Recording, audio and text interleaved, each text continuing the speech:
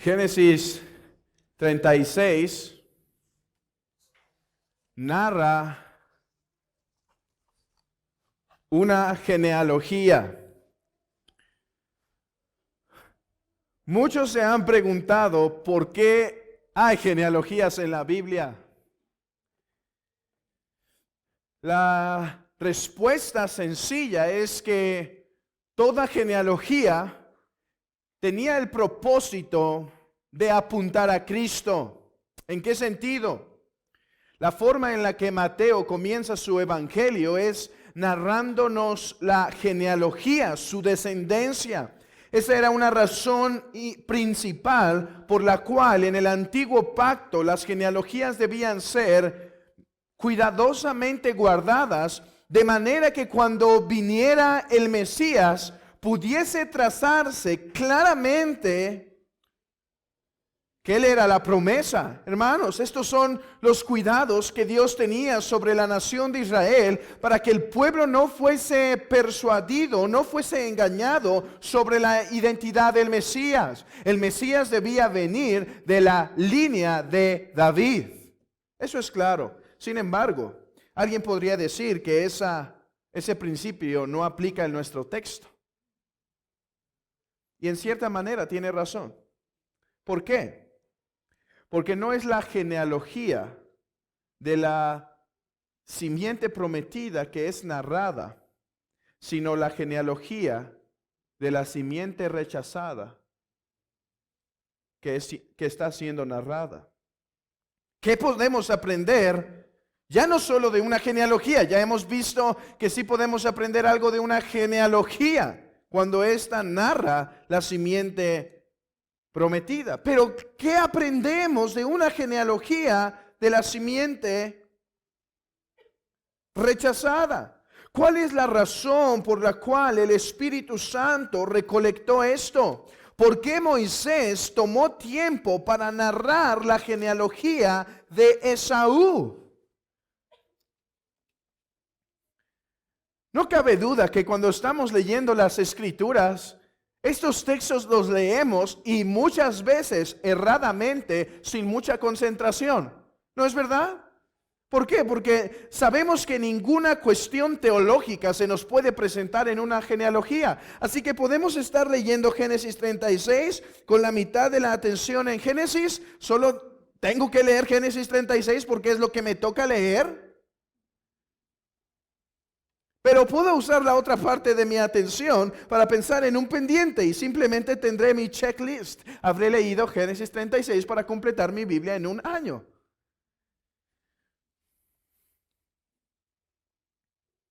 Pensamos que es uno de los textos más fáciles, leer genealogía, leer nombres. Sin embargo, a la hora de ser expuestos, a la hora de traer este texto a la congregación para exponerlo, se vuelven los textos más complicados de toda la Biblia.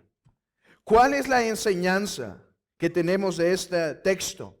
¿Cuál es el beneficio práctico de esta narración? ¿Y cómo es que esto apunta a Cristo? Preguntas que deben ser hechas y que debemos indagar y meditar cada que nos enfrentamos a una genealogía como estas. Algo que debemos saber es que siempre que Moisés va a introducir una nueva sección en el libro de Génesis, suele hacerlo mencionando en primer lugar la descendencia colateral, o sea, aquella descendencia reprobada. Lo vemos así cuando se narran los descendientes de Caín. Se habla de Lamec y demás. Antes de narrar la descendencia de Set, Moisés toma tiempo para hablar de esta descendencia reprobada, rechazada, colateral. Y uno de los propósitos por los cuales parece Moisés escribirlo y actuar de esta manera es para hacerle la distinción al pueblo de Israel En primer lugar, que Dios es Señor no solo de Israel. Hemos visto eso. De Jehová es la tierra y su plenitud.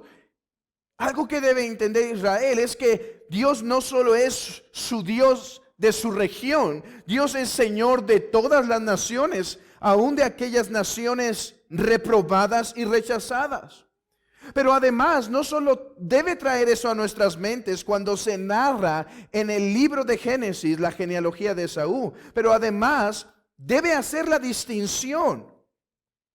Debe hacer la distinción en el pueblo de Israel para alentarlos de que ellos son no Edom, sino Israel, es el pueblo elegido. Permítanme señalar esto de la siguiente manera, hermanos. ¿Qué es lo que se repite una y otra vez en la narración? Se repite, es Edom. Es Edom. ¿Saben quién va a ser Edom? Edom en la historia de Israel. Uno que le va a traer continuos dolores de cabeza al pueblo. Edom va a ser un dolor de cabeza para Israel. Y aquí el Señor está diciendo que Edom existe porque el Dios soberano lo mantiene y lo prospera. Le está haciendo saber a la nación de Israel que ese que le va a causar problemas o ese que le está causando problemas es el que Dios sostiene. Pero Israel, no temas, aunque ellos son sostenidos, tú eres mi pueblo.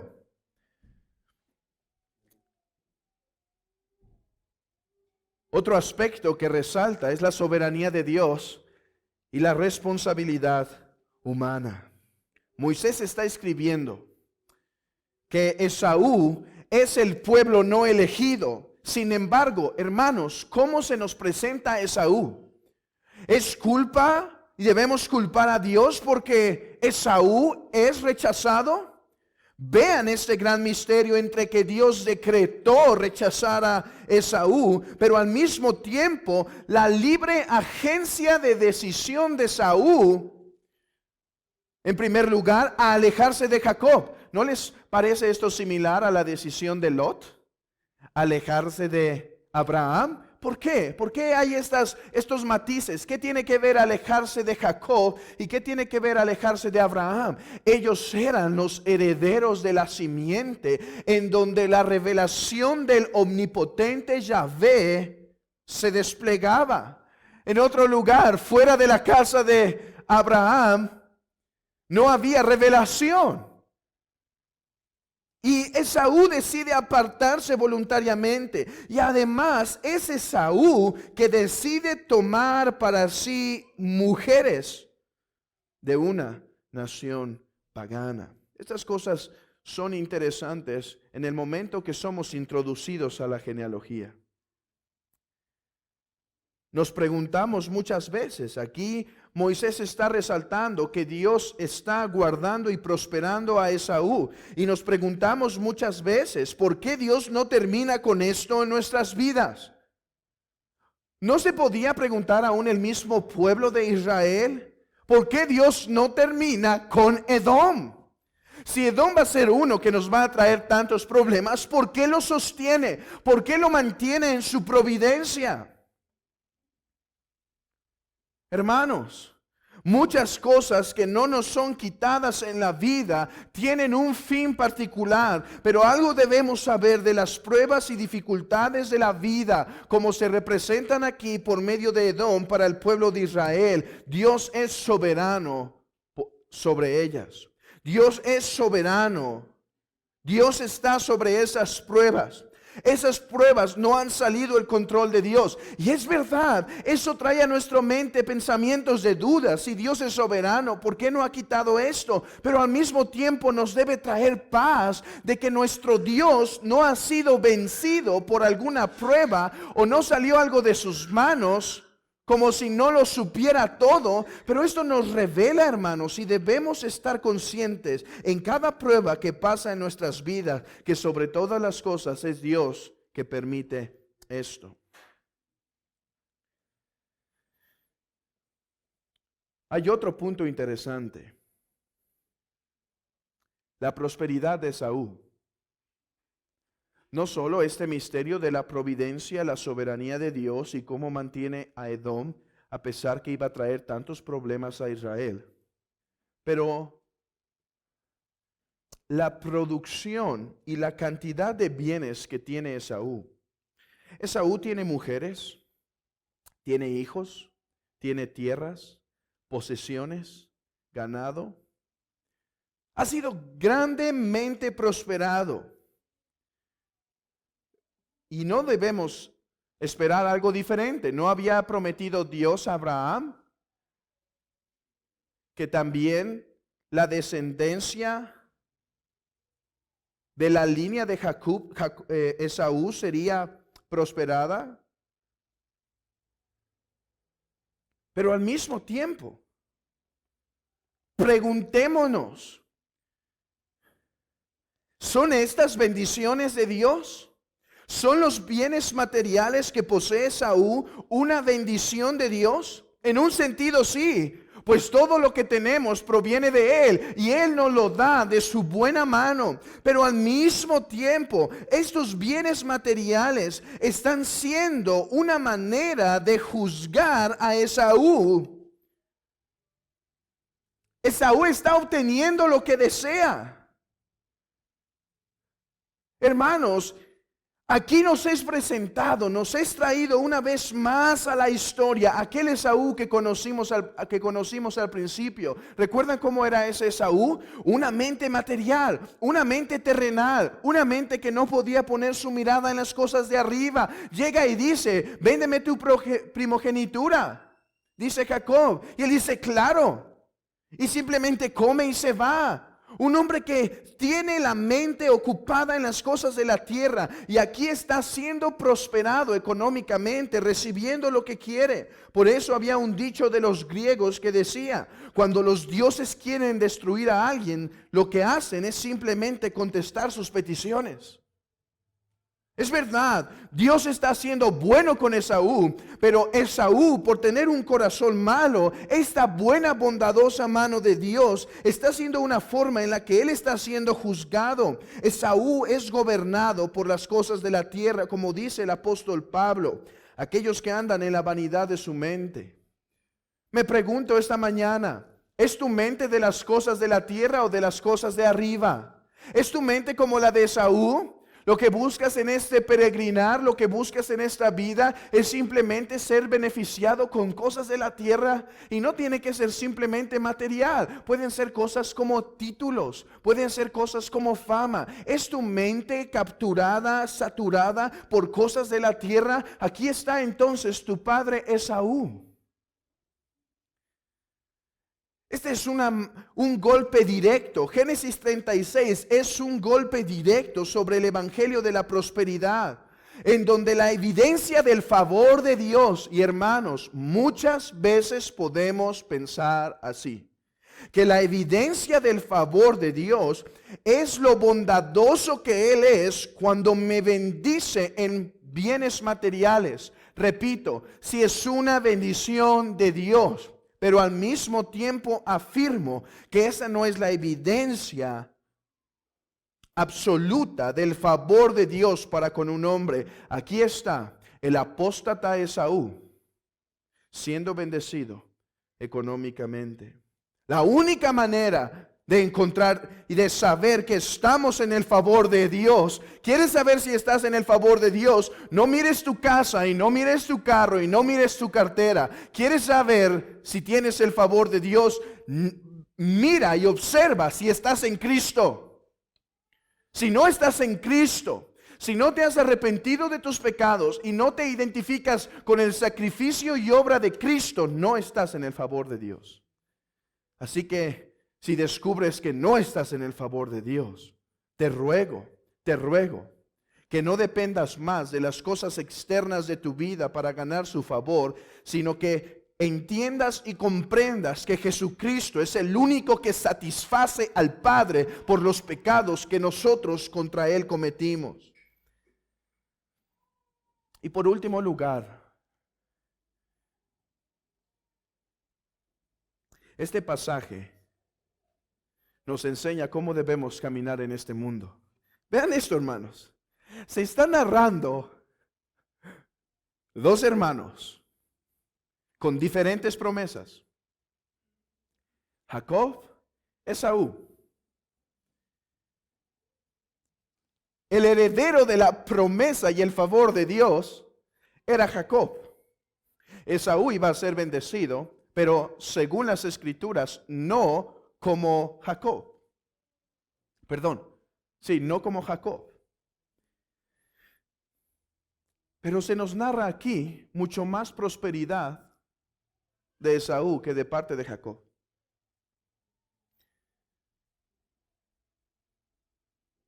Se nos narra mucho más fluencia de material en la parte de Esaú que de Jacob. Es más, al final del texto se habla hasta de reyes. Mientras Jacob en este tiempo era unos cuantos y reyes iban a venir mucho tiempo después, sin embargo Esaú ya era un hombre poderoso. Hermanos, ¿qué nos enseña esto de caminar por el mundo? Nos enseña que el cristiano camina por fe y no por ver. El cristiano camina en las promesas de Dios. Jacob es un ejemplo en este texto de cómo debemos caminar basado en las promesas de Dios. Jacob ha cometido errores en el pasado y no ha caminado basándose y confiando en las promesas de Dios. Pero ahora Jacob, siendo un hombre de fe, camina en las promesas de Dios y no ve a su alrededor para juzgar su realidad. Jacob pudo haber dicho: Señor, ¿no que soy el heredero de la promesa y a Saúl le va mejor que a mí? Ciertamente Jacob entendía que a él le iba mejor que a su hermano, porque él tenía la mejor herencia que pudo haber soñado: comunión con el Dios de su salvación. Y en última instancia, Jacob no es nuestro mayor ejemplo de fe. Jacob falló, pero hay uno que caminaría por la fe. Esto quiere decir, basado en las promesas de Dios. Su nombre es Jesucristo. Hermano, ¿han meditado que Jesucristo caminó por fe? ¿Han meditado que Él meditaba en las Escrituras para conocer? Él es Dios de Dios, Jesucristo es Dios, como lo vamos a ver en la exposición del día de hoy. Sin embargo, en su humanidad caminaba basado en las promesas de Dios. Él murió en la cruz confiando en que su sacrificio traería a muchos, salvaría a muchos de toda la tierra. Cristo es nuestro mayor ejemplo. ¿Qué no se nos narra en Hebreos? Que Él es el autor y el consumador de la fe. Esto no quiere decir que Él es nuestro objeto de fe solamente. Es verdad, Él es nuestro objeto de fe, pero Él es nuestro precursor de cómo caminar por fe. Hermano, permíteme preguntar esto: ¿estás siendo tentado y distraído con las cosas de este mundo? ¿Estás dejando de caminar por la fe y empezando a caminar por la vista? ¿Estás empezando a juzgar tus cosas externas y a empezar a dudar de la bondad y la providencia de Dios? He aquí se nos presenta cómo caminar delante de Dios. Niños y jóvenes de esta iglesia, una breve exhortación. ¿De quién era hijo Esaú y de quién era hijo Isaac? Pregunta para los niños. ¿De quién era hijo Esaú y de quién era hijo Jacob? Tenían un mismo padre. ¿Cuál era su nombre? Isaac. ¿Quién era Isaac? Heredero de la promesa. Para ponerlo en esta forma, Jacob y Esaú nacieron en un hogar cristiano. Sí, pues Isaac era cristiano, hermanos, aunque usar el término es un poco anacrónico, antes de tiempo. Sin embargo, ¿en dónde estaba la esperanza de Isaac? En el futuro Mesías. Isaac no se salvó por obras y los del Nuevo Testamento por gracia. No, Isaac fue salvo por gracia, viendo y mirando al Redentor que vendría por él. Pero regresando al punto, Esaú y Jacob nacieron en un lugar cristiano. Sin embargo, uno es condenado y el otro está en la gloria. Niños y jóvenes de la iglesia, pertenecer a un hogar cristiano en el cual asisten continuamente a la iglesia del cual reciben continua enseñanza y continuo catecismo, no les asegura su entrada a la gloria. Si no se arrepienten, perecerán igualmente como aquellos que nunca escucharon el Evangelio. ¿Saben que hay gente que nunca escucha el Evangelio, niños? Y serán condenados. Si no se arrepienten de sus pecados y confían en Jesucristo como su único y suficiente mediador, también perecerán ustedes, aunque sus papás hayan sido cristianos. Hermanos, he aquí nuestro Señor soberano sosteniendo a Edom para fortalecer la fe de Jacob, que aún cuando él sostiene las naciones paganas, esa no es evidencia de su favor.